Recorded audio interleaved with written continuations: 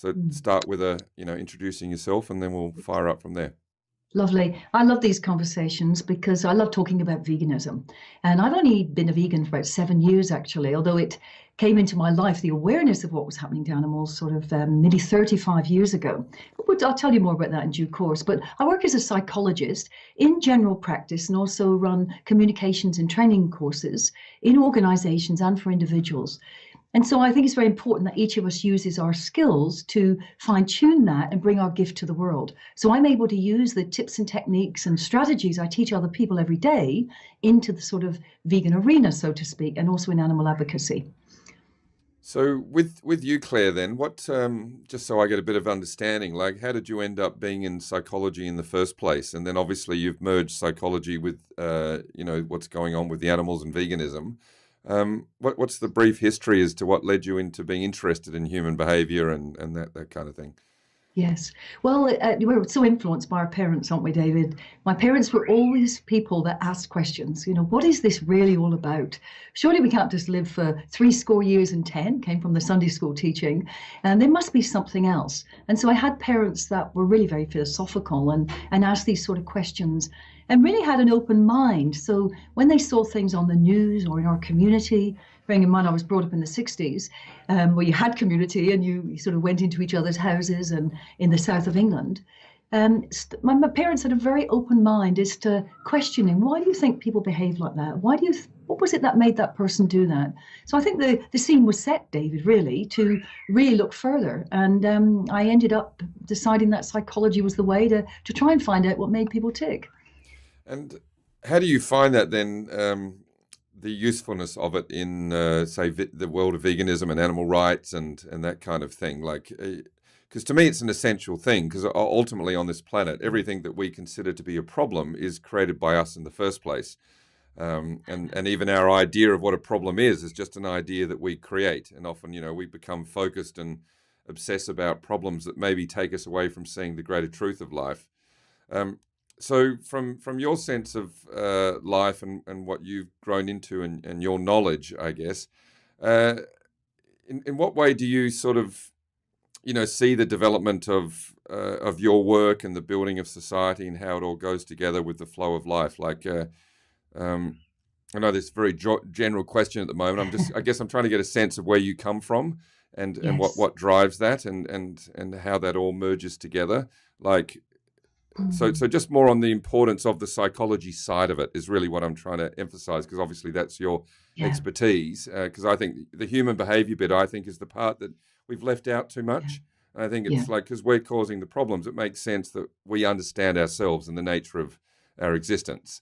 So I'm just wondering how you feel that is merging with the world and what you're putting out and how harmonious that's becoming.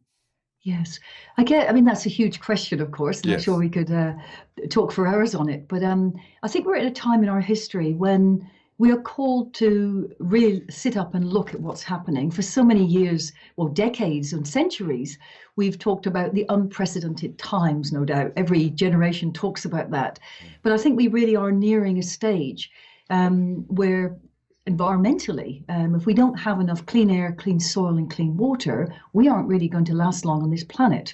In fact, I heard people like Philip Wallin from Kindness Trust say it is a mathematical impossibility for a child born today or under the age of 12 years to live to see retirement. Now, that's a pretty harrowing statistic, but I think it gives us a challenge, huge challenge, but also a huge opportunity. And at the heart of it is how people think. I think most people, or don't think, in fact, most people are living in a trance. They start off in life and our whole school system reduces people down to thinking in a certain way. And I'm going to misquote Einstein, but he said, we can't solve today's problems with the thinking that created them in the first place. So I think really understanding what it takes to change human behavior, to get people asking the questions and challenging the myths and assumptions about what this is all about. I think psychology, and I know you've been involved in this area as well and work with people tell you a lot of things behind closed doors. So I sort of look at sort of attitude surveys and societal overlays of what's happening. And I'm really more interested in the laboratory of human experience and what people tell us behind closed doors as to really what's happening. And I see a lot of unhappiness generally in our society, that more materialism and more doing and buying and consuming is not really working for people. And so I think getting people to understand, particularly in the world of veganism as a solution to the world's ills, really at every level, giving people the tools and techniques to understand how behavior changes at the individual level, at the societal level, and at the global level, I think is really important. And so I feel if I can be of service in that and teach people ways to get people engaged with this process so that they're making more informed decisions, I guess that would be my service. So do you see then the societies we've developed, which obviously is where all the cruelty is housed, like, and it's all sort of underground, and we sort of dance around in the outer byproducts of what we create. And this trance you were talking about, that you can see that humanity is, in the main trapped in. Do you see this trance as a manifestation of modern day society, or do you think that we've always been in somewhat of a trance and now it's becoming very obvious and the consequences are becoming obvious? So which way would you see it in that regard? I think we need to define trance really. I think for me, it's where people are sort of dumbed down. They're not asking questions. They're what the existential therapist would say, the sedimented beliefs. They've sort of been packed down that people don't even know they've got a question to ask. I think it was Upton Sinclair, and I again might quote him wrongly, but said it's almost impossible to get a man, presumably also a woman, to see the truth when his livelihood depends on him not knowing it. And I think really what's happening is with social media and with a greater opening up of communication, we are getting access to information that challenges us, but also we're able to galvanize the efforts of lots of people very quickly. For so many years or centuries, of course, we've been subject to our own communities. Then we've sort of moved a little bit to the television or the radio, still controlled by the powers that be. And so people are really only choosing from a narrow little diet of information. So I think it's always been there. I think it was the late Albert Schweitzer who said, the problem is with man today that he simply doesn't think. And I think in his very sexist way was saying there is that people don't even, they don't ask questions beyond the narrow confines of the conformity which our society gets us to collude with. The shoulds, oughts, and musts, I call them. When people realize that they have a choice much more widely than they believe is available, I think people can then start to see their part in what they're creating. So can I give you a bit of an extreme example? I've said to my clients often who have young children, I say, it is possible for you to leave your children. And they say, well, of course it isn't. I could never leave my children. And then after examining it with them, they suddenly realize that it is actually possible, because a lot of people leave their children. It's not desirable. It's probably 150% is not going to happen in their case, but it is possible. And I say to them, so if you take that stance, is that it's not that you're choosing not to leave your children, so you're choosing to leave your children, or you could possibly do it. It is a possibility, and you are choosing not to leave them by your actions of being with them. And I'm trying to sort of get that existential overlay, what it is to create our own existence. It's get people to truly see their part in this. So instead of saying this is how we do things around here, this is the diet we have. We've always, patted cats and dogs, but we've eaten pigs and sheep and cows, is get people to realize that it's not okay to say that's how we do it. It's what is my part in this. But I think we have a greater chance to open people's eyes purely because of the speed of communication and the access to information. But at the emotional level of change, of course, I don't think we've changed over many centuries. Do you think in some ways that choice is a byproduct of our conceptual reality, and in a conceptual space that, there's an infinite amount of ways one can see something, feel something, think about something. So we're sort of on this eternal chasing of nothingness in a sense. It's almost like the perceptual world is not real as such, but it feels real to the individual. Yes. And that when I work with people, I sort of attempt to get them out of their idea of self, because they tend to think, so they are thinking a lot, but they're thinking in a small space of thought, which doesn't create a whole bunch that helps them or anything around them. Yeah. And one of the keys is to, think outside and realizing that our whole reality is you, not just your idea of, say, in my case, David, and what I look like and who I am and my personality. It's the whole thing. It's, and I can learn to think and feel in a much, much bigger space.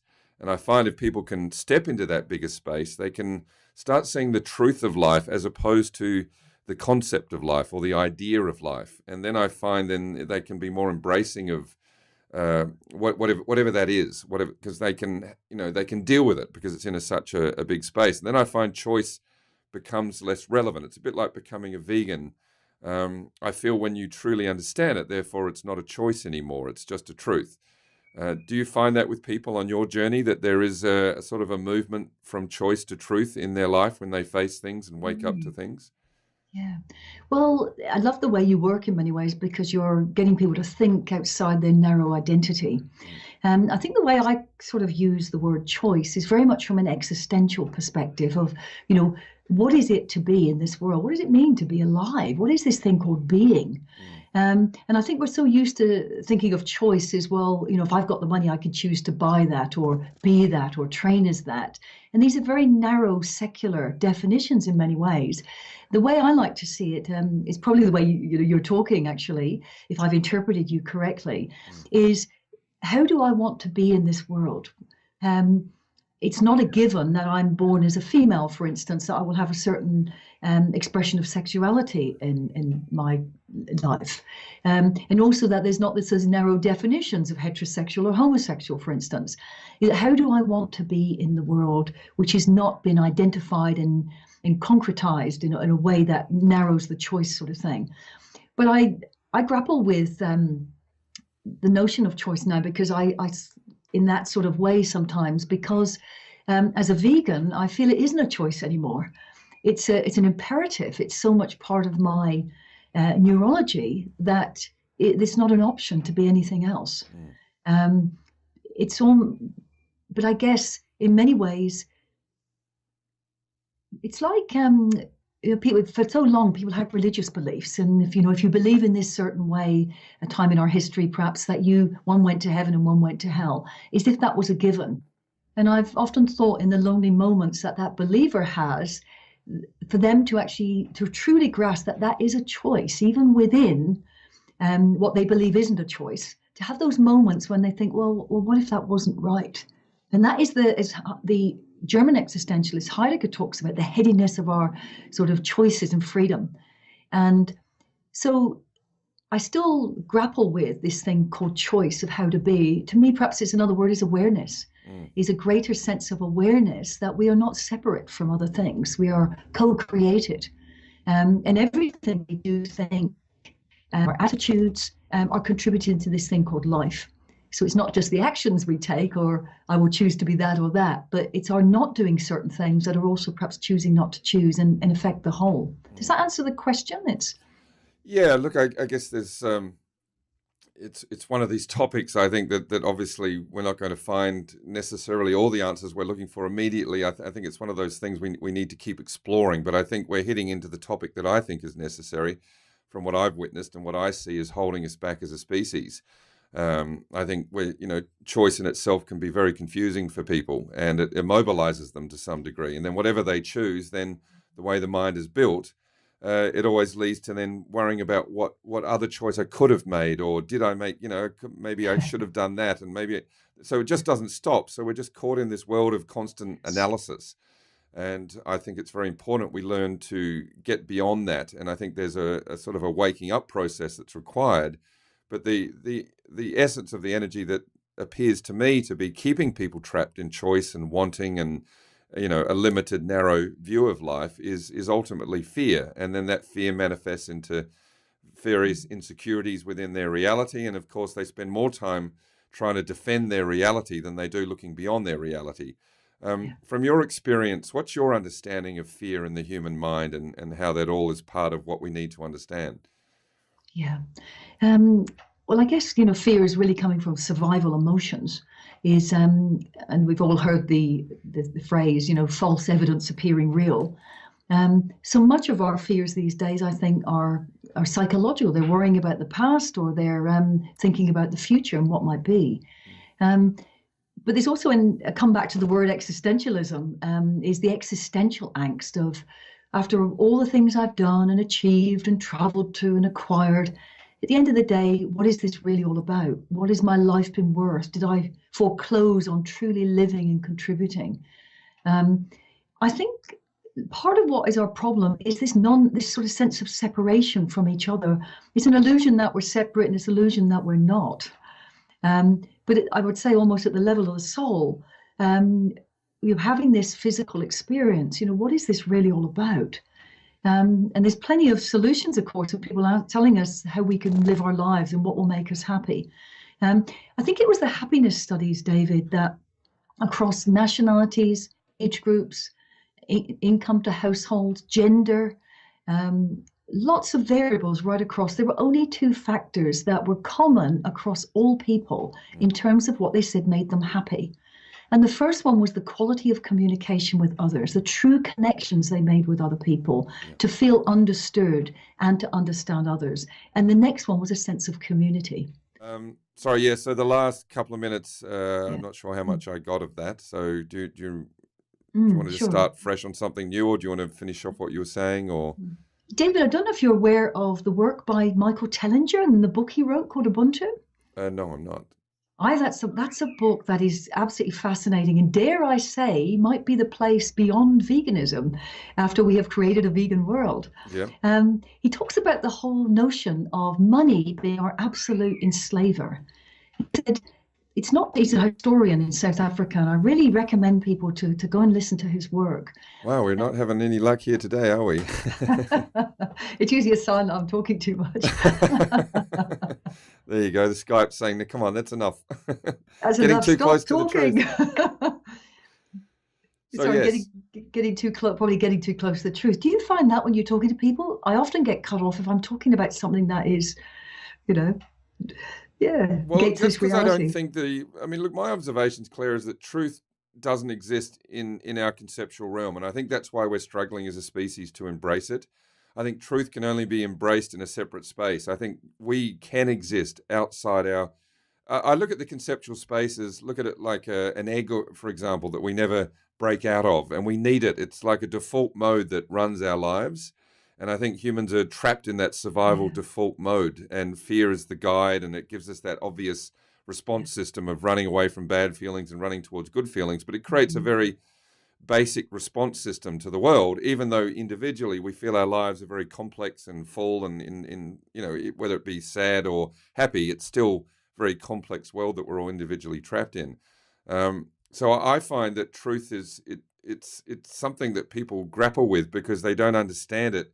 As long as they don't, if they don't look beyond their conceptual space, then of course truth is a very hard thing to get your head around or to absorb or hear or listen to. So look, so I see that all the time. But, working individually with people is very different because they're open and willing, and they're looking for help, and helping them see truth and expanding their realities is a lot more straightforward. But obviously, if you're talking to the greater community and human beings that are completely addicted to their existing mode of life, then yes, injecting truth their way is a bit more of a challenge. But I still find one of the important things is the purity of where you talk from yourself, and not to have an expectation necessarily that what you're saying will be heard in that moment. But I feel that truth is something that you can inject in, and it kind of does its thing and will find its way through the networks of that person's mind and potentially create some kind of level of awakening within themselves.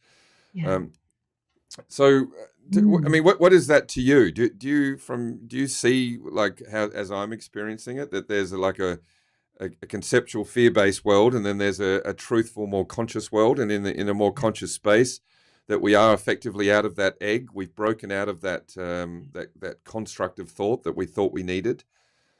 Yeah, no, I would agree with that. And I think another way to put it, which is outside the realms of scientific psychology, and it's one I feel very comfortable with, is that we are focusing on too much on matter, pushing and shoving and seeing this concrete reality as if it's very objective and fixed, when in fact we start to embrace more of the energetics of our lives and our more spiritual bearings, then we start to see a little bit more magic and miracles.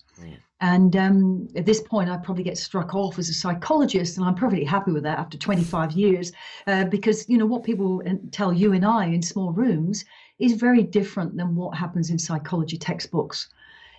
So to me, let's just take, for example, when we know that large numbers of people doing transcendental meditation, altogether, there is a correlation, or negative correlation, as transcendental meditation goes up and the numbers do and the timing, then there's a decrease in terrorist activities, natural disasters, heinous sort of crimes and things, which are, occurring beyond sort of chance. And so I think there's far more for us to see ourselves as energy. I mean, that's what we are really. We're resonating and we're energetic. And I think neuroscience is catching up with this, because once you start talking about magic and miracles and energetics and epigenetics and all these sort of things, people, or religion or fluffy stuff, people run away. Yep. But when we use the word neuroscience, which is really catching up with what you and I know intuitively, then people start to listen, because our paradigm at the moment is scientific. It's only one way of looking at the world. It's become an arbiter of all truth. But how can you describe love? You can measure it in a lab, I'm sure, in some sort of way. It's physiologically what happens to people. Yeah. And yet we all know that very essence of what it is to love and be loved cannot be reduced to a test tube. And so I think our lives are more like that. So in looking at truth, I think I always ask my clients, when did you choose to forget the solution to your problem? When did you become so dumbed down you lost your authentic self? And you thought you were an identity, a wage packet, a size of a house, a reputation. We are so much more than that. And getting people to, experience their ethereal self, I think is one of the biggest gifts we can give people. Absolutely. Look, it is the key. So obviously, you are looking way beyond strict parameters of psychology, and obviously looking beyond, helping the individual.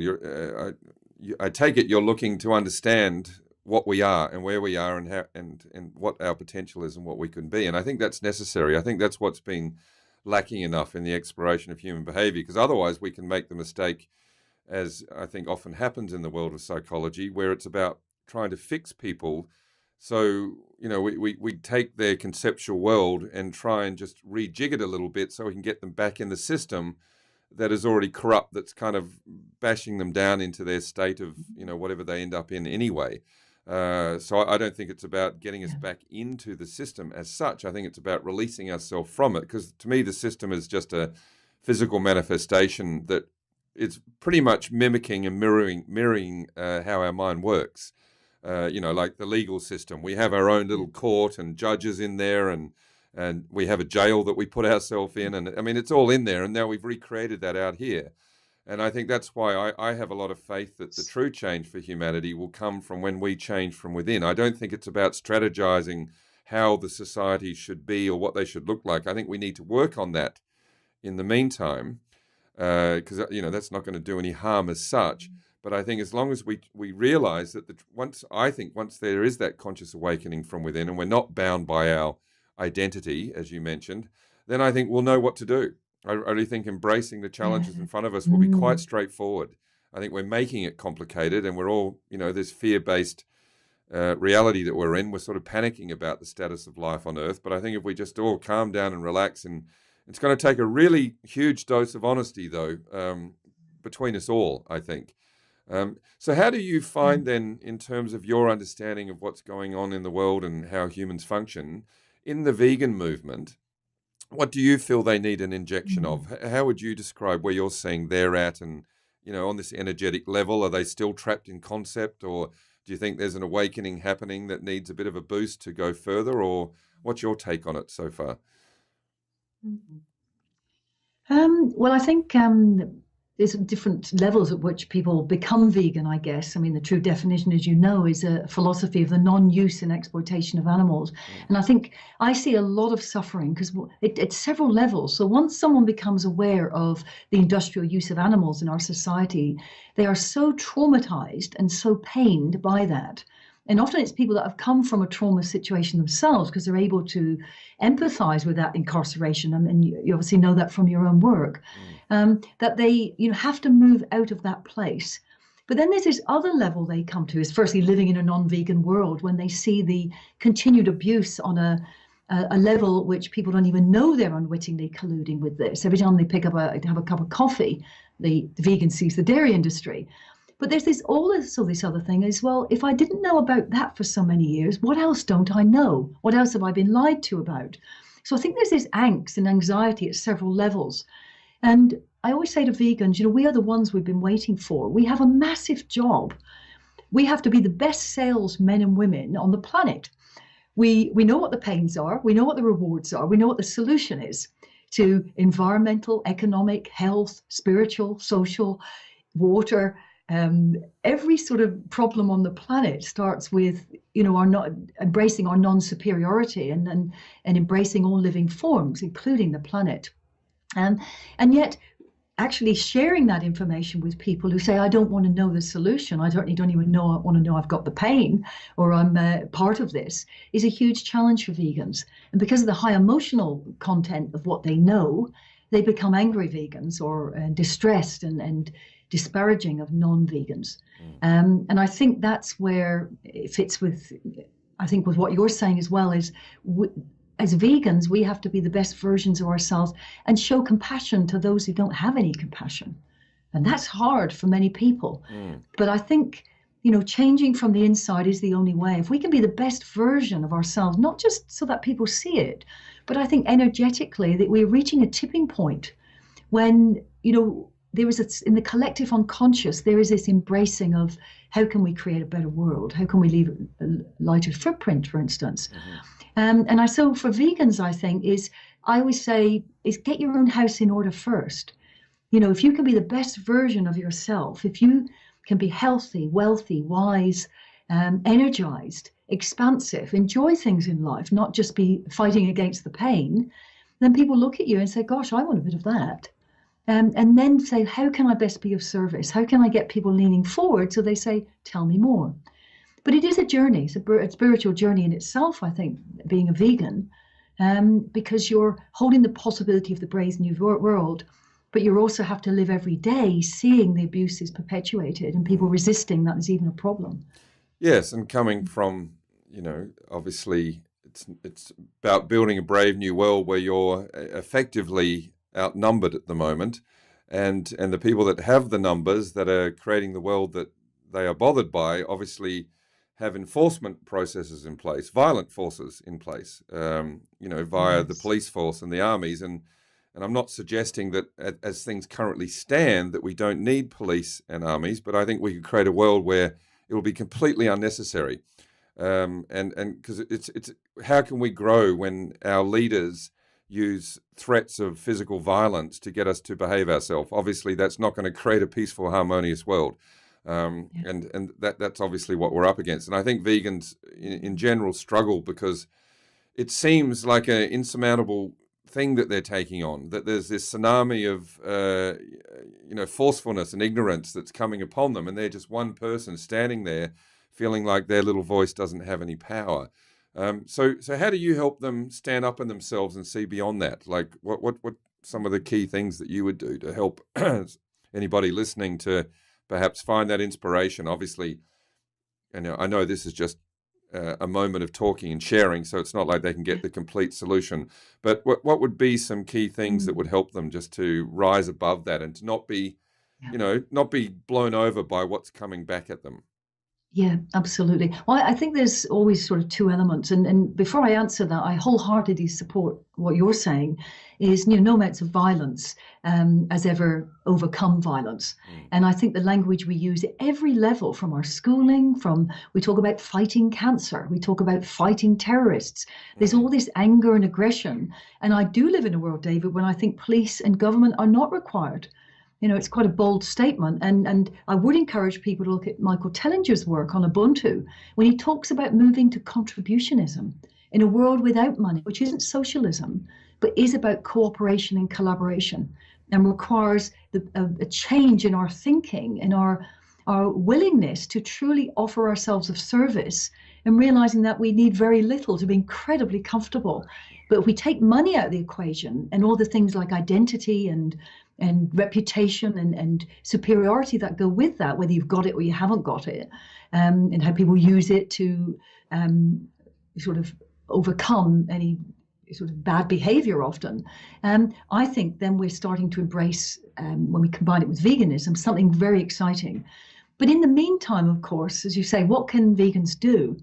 I think there are two elements there, is a sense of becoming more empowered by learning to understand your strong emotions and the angst you live with every day, and this huge burden of bringing into a brave new world, ushering in this new era. And so I say to people, you've got to be able to understand the language of your emotions. You've got to be able to manage your anxiety, and without assuaging it or fixing it. You've got a lot to be anxious about. We've got a lot to be anxious about in one sense. But if you can learn to interpret that and say, what is it trying to tell me? It's telling me all is not well, not just in my life, but probably I'm picking it up from a lot of other people. They're distressed too. I'm processing it for people. So I give people tools and techniques to really understand themselves better, to bring themselves to a state of calm, but without fading it or fixing it or trying to do any quick fix things. But then give people what I call exquisite skills of communication, is to collaborate with people, engage people in conversations, find out what they want to talk about. If they're, so often someone says, well, where do I get my protein? And the vegan tells them all about the slaughterhouse. When in fact, that wasn't what they were asking for. Whereas if we tell them about a healthy and energized diet, we can say, and yes, by the way, do you know where this comes from? And so there's some simple tools and techniques to get people engaging. Then they have better conversations and they feel more empowered that people are listening to them and they're having an effect. But they can't do that when they're in a high state of emotion. So I get people to understand what happens in the brain, where their blood flows to, and where other people's blood flows to, which results in fight or flight or conflict.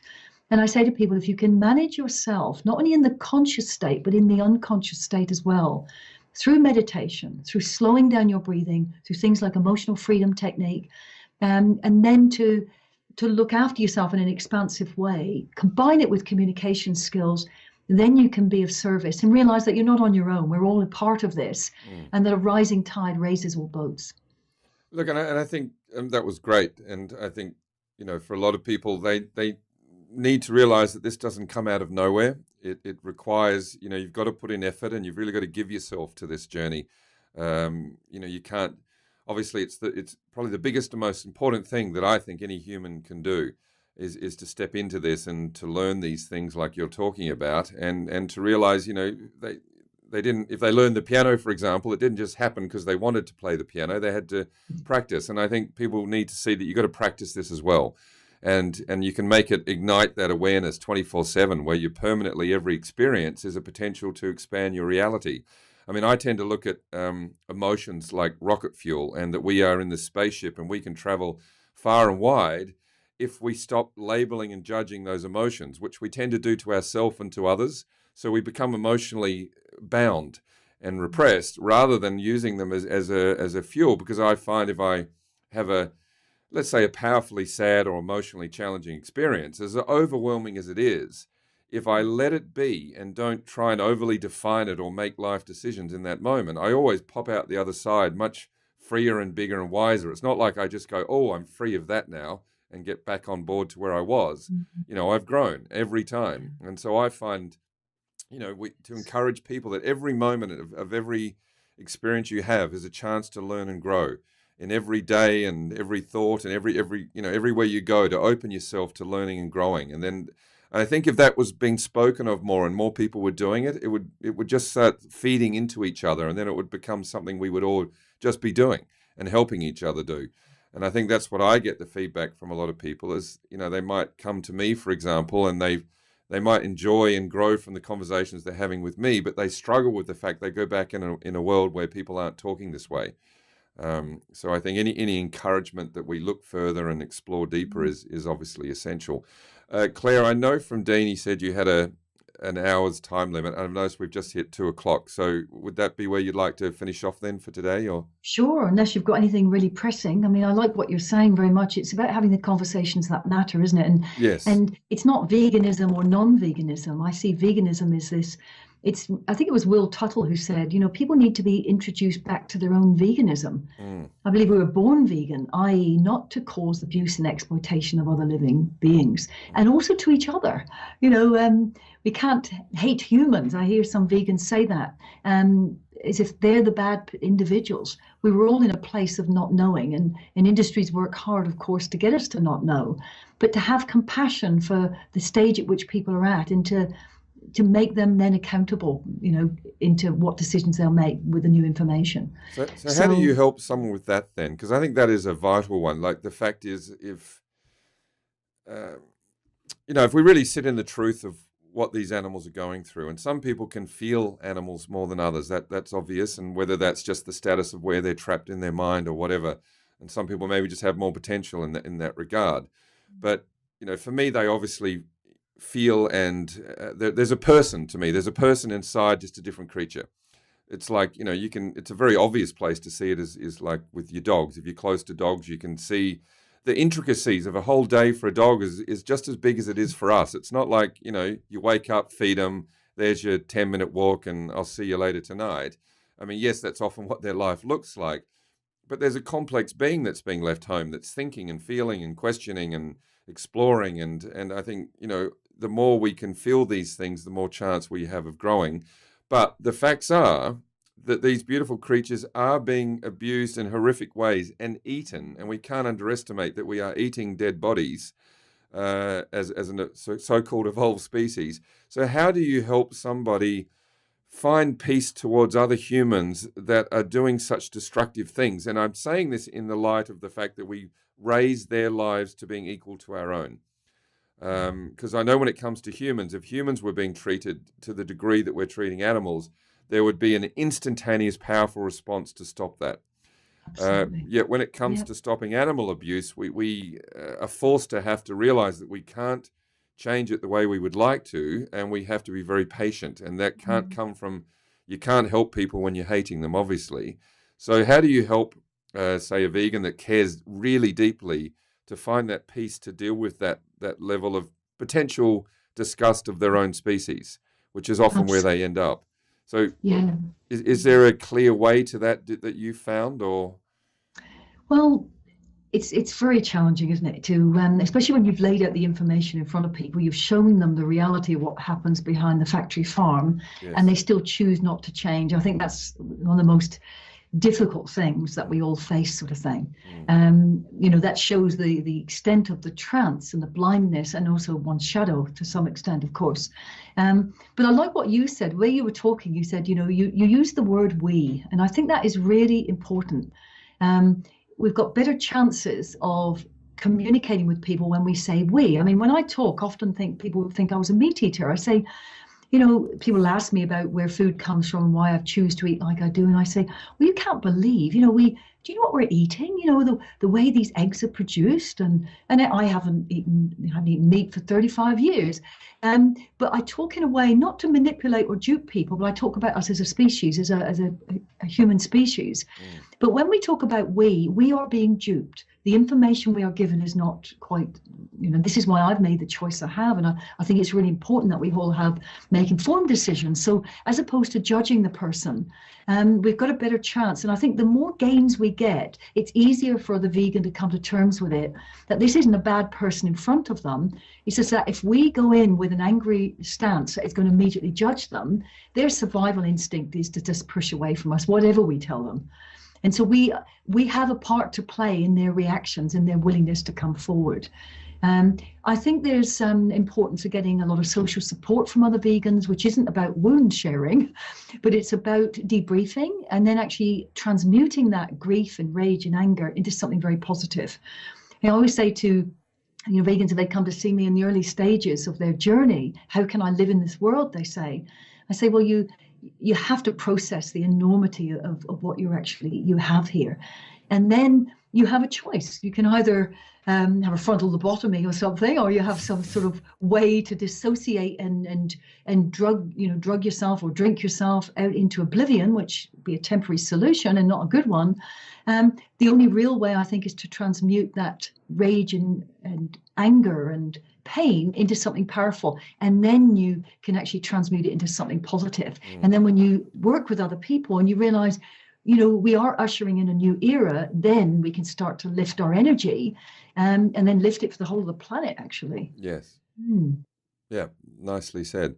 Yeah, look, and I think that's all we can do, really. In essence, obviously, there's a lot of individual things you would say to someone, I understand, when you're talking to them, based on who they are and their personality and their lives and that kind of thing. But yes, in essence, that is what we need to do, and otherwise, we can't act like because we want it to change immediately that it can be what we want, and we just have to accept that.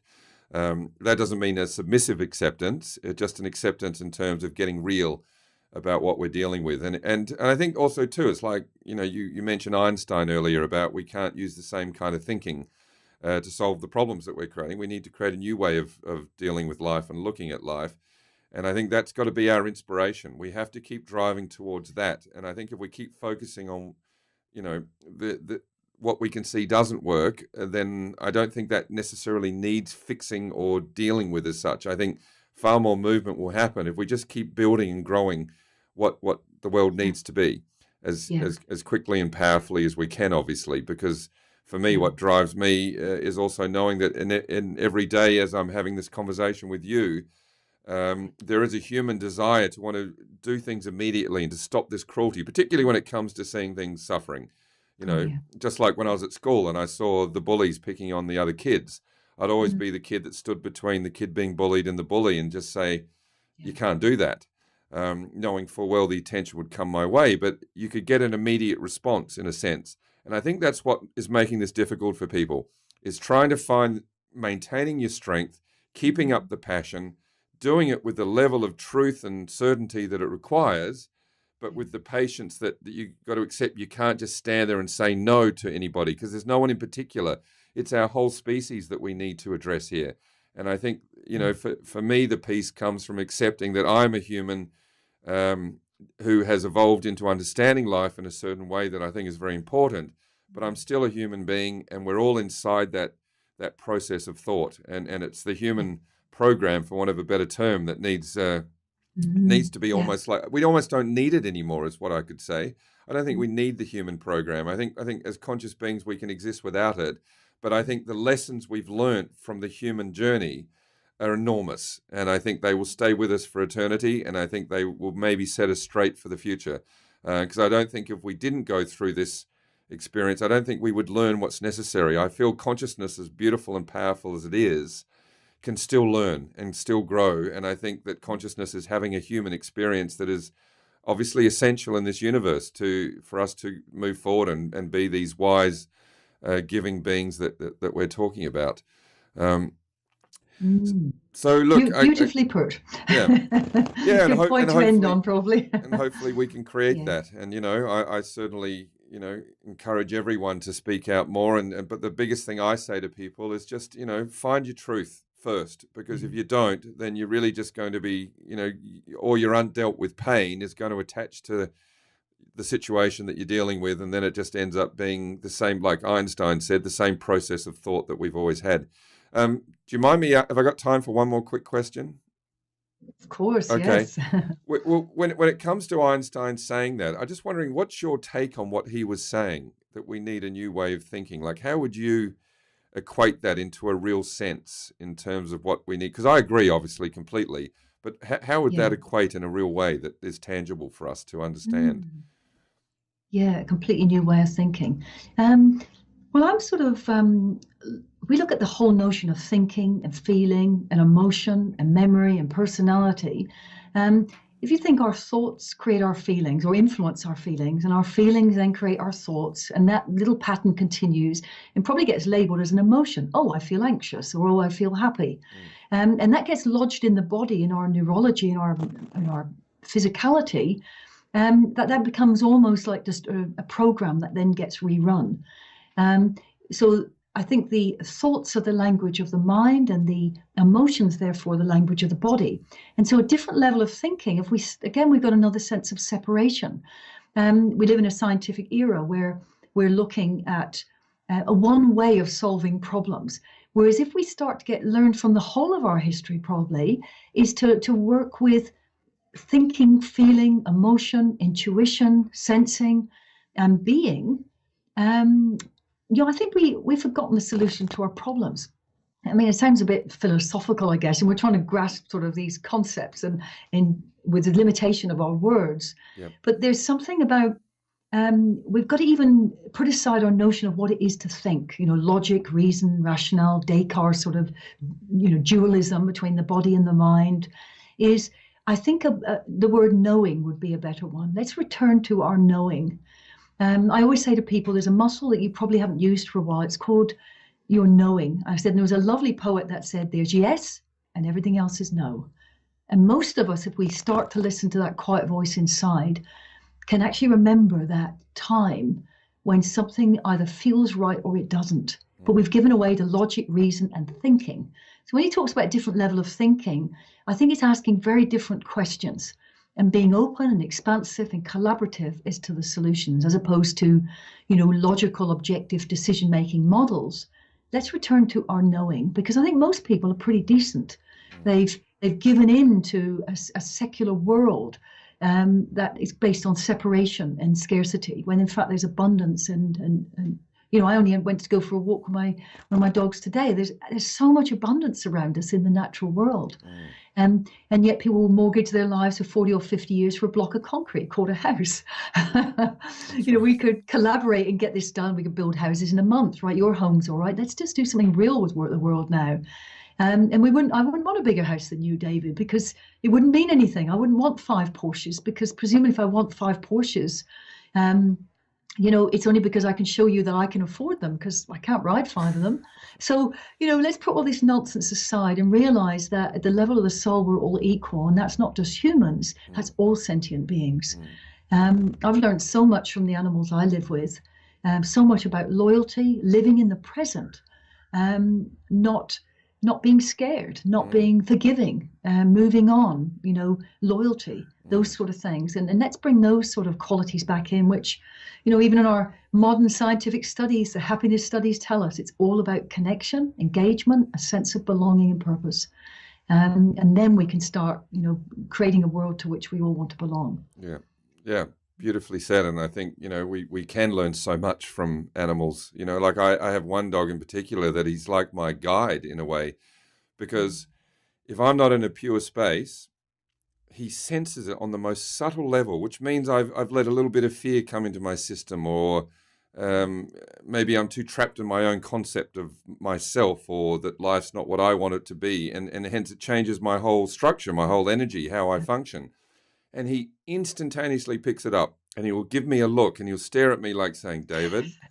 And then I'll go, whew, all right, I nearly got lost in that one for a second. And then I purify my mind and my energy again. And then he's all relaxed and happy. It's extraordinary. Yes. And people just say it's just a dog or something like that. But I think it's sad where we have so many beautiful gifts waiting for us to connect with and to share life with. And there's so much we can contribute to them, and so much that can come back. And I think, let alone the joy that we would have of truly connecting with each other as a species, because I don't think we've truly learned to do that yet either. But rather than, say, connecting through belief structures where we're currently at, and then we tend to try and find people that believe in the same things as us, but it's such a fragile thing, and it requires control and maintenance. But to truly connect is a free journey of absolute purity, where there is no control, and it's not founded on someone liking you or not liking you, or agreeing or not agreeing. It's just founded on you giving the truth of who you are completely, and allowing another person to feel that, and for them to feel comfortable to give that back. And that's the world that hopefully is within us to create. I feel it is. That's what drives me. Because as obscene as I find the way the world is today, like everything for me personally, it's all wrong. It's like it's all tipped upside down and nothing makes sense. I can't watch the TV, I can't read the newspapers, because it's all just crazy stuff to me. But I have faith that this is the journey to beyond, and I can see why that we've been on this unbelievable journey, this struggle as a species. But what an exciting time to think that here we are, Absolutely. potentially in our lifetime, not facing the worst, most horrible thing ever, but maybe facing the most beautiful thing ever. And that's the true change and unleashing of our spirit and the goodness that lives within. I think that's wonderful, David, as you say. And one thing you said there, and I advise all vegans, get rid of your television. You know, it's an instrument of fear. I haven't had one for 15 years. I don't know how long you've gone with that one. But really, it's we've got an opportunity. We can choose to watch expansive things. We can still know what's kind of going on in that little what the media wish to tell us, which is a small slice of reality. There's amazing things going on around the world, aren't there? Projects and people giving of their time and energies and doing amazing things that don't reach the light of day. That's the television series I want to watch. So perhaps we should create it, David. I was about to say. Bring it on, I say. Yes. It's been a delight to talk to you. And just just as a final point, this app that you're going to be launching, or a pre-launch, as you said, at the Adelaide Vegan Festival. So if people want to find out more about that, where would they go to find out about it? Of course. We've got a main website, which is vegan-voices.com. Right, okay. And we'll be doing a promotion starting a couple of weeks before World Vegan Day, and then sort of putting all the information out there where people can hopefully share it with others. We're doing a bit of a tour. We're coming to Brisbane, Sydney, Melbourne, Darwin, Adelaide. So it's kind of exciting, in Canberra, so all over. And we've got some collaborators abroad as well. I want this to be a truly global platform where we can collaborate together and work together and help each other be the best versions we can be. So it's vegan-voices.com. All right, fantastic. All right, well, look, thank you, Claire. I really appreciate your time. I know you're a busy woman and you're obviously doing a lot, but this is a very important conversation for me personally, and because I feel the key is human behavior. And I'm delighted to hear that you talk in such an expansive way about things, because I just think it's essential that we don't put any limitations on our ability to feel this world and what the truth actually is. And I think if we give ourselves that chance, that's wonderful. And you certainly represent that. So I thank you, and hopefully we'll cross paths and say hello at the Adelaide Vegan Festival. And I wish you all the best with this app and everything. I think it's a wonderful idea. Thank you. Yeah, I really think it will take off. Thank you, David, and thank you for the work you're doing, because you're lifting things to a different level.